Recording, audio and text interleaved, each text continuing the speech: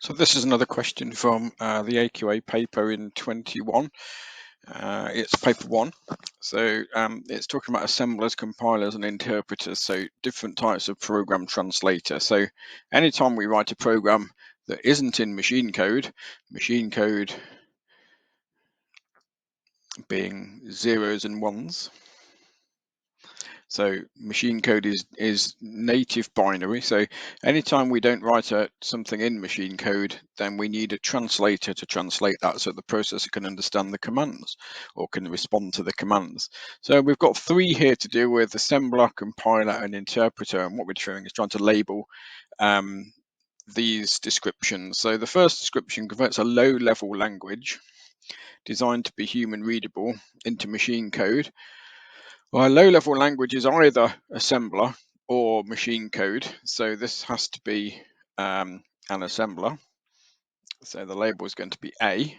So assembler converts mnemonic, so things like LDR21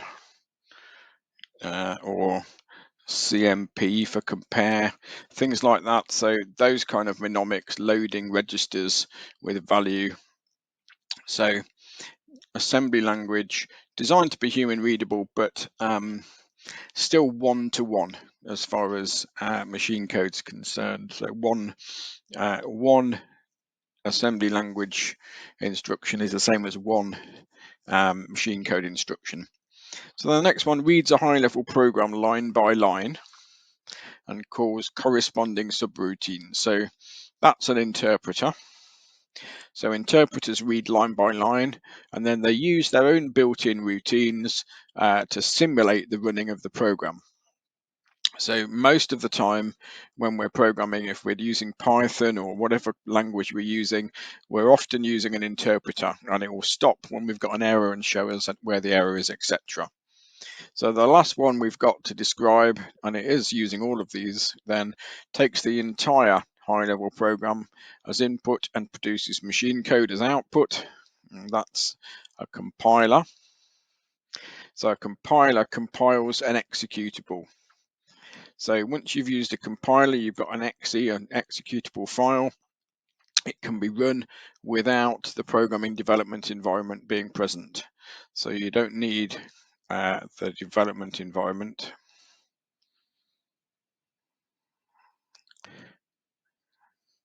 In order, if I could spell environment, that would be handy, in order to run the program. That's better. So no development environment needed to run the program after it's been compiled. So that's a compiler. So then 2 advantages of using of programming using a high-level language. So high-level language, remember, it's called high-level, it's furthest removed from the processor. So examples of that are Python or C# or Visual Basic, any of those high-level languages. Advantage number 1, it's close to English. So easier for programmer to remember, and that's a definite advantage. So it doesn't have to look it up, so less looking up for syntax. And then advantage number 2, so we already said that that one high-level language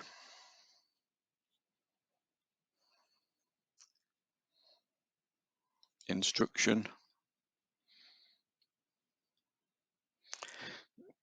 is the same as many low-level, so leads to faster development or something like that. So faster development of programs, more efficient, if you like. So because one high-level language instruction is the same as many in low-level, then we can write programs much more quickly.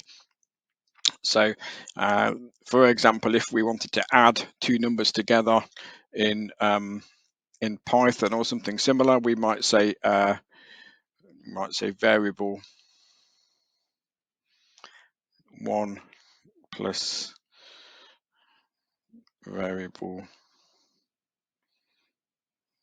2, might store that result equals. So we might write one line of code like this.